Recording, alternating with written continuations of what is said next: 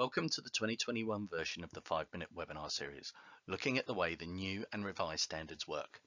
My name is Ken Gaines and I am the Technical Advisor for the Digital and IT sector here at City and Guilds. This webinar will look at the second element of the assessment method, project and Q&A. That is, the Q&A. The endpoint assessment, EPA, will now involve a project with a Q&A as one assessment method, and the other will be a professional discussion based on the portfolio. Most assessment plans require the apprentice to provide a project report to be submitted prior to the Q&A session, but some may also require the apprentice to do a presentation at the Q&A session itself.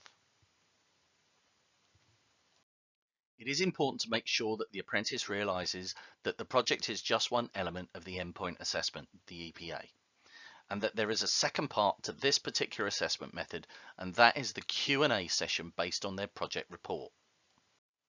Unless there is also a presentation, the independent endpoint assessor, the IEPA, will only have the report to base the questions on that they will be asked during the Q&A session.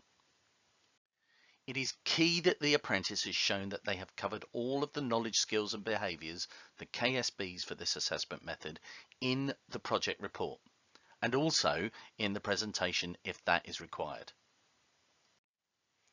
The Q&A can provide authentication, allow for stretch and challenge, and also give those who are better with verbal communication than written the opportunity to perform well.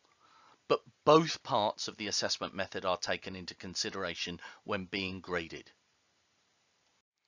All apprentices will be asked a minimum number of questions as laid out in the assessment plan.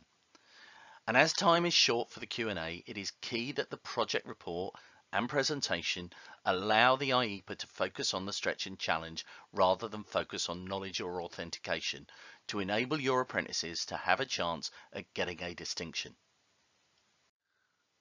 This assessment method, the project and Q&A, is graded fail, pass or distinction, and this will be combined with the professional discussion to give an overall grade of fail, pass, merit or distinction. The Q&A session, with the exception for network engineer, is not a test of memory, and the apprentice may bring in their project report and their presentation materials to refer to during the session. You should work with the apprentice to make sure they produce a report that can be easy to check through to find relevant items when asked, as time for the Q&A is short. Providing your apprentices with Q&A experience can also help them to focus on explaining activities, decisions, etc., and get them focusing on those KSBs that are relevant to this assessment method. While City and Guilds look to find the best in apprentices and work toward at least a pass, some apprentices may fail. If this happens, then the apprentice will only have to resit or retake the assessment method that they have failed.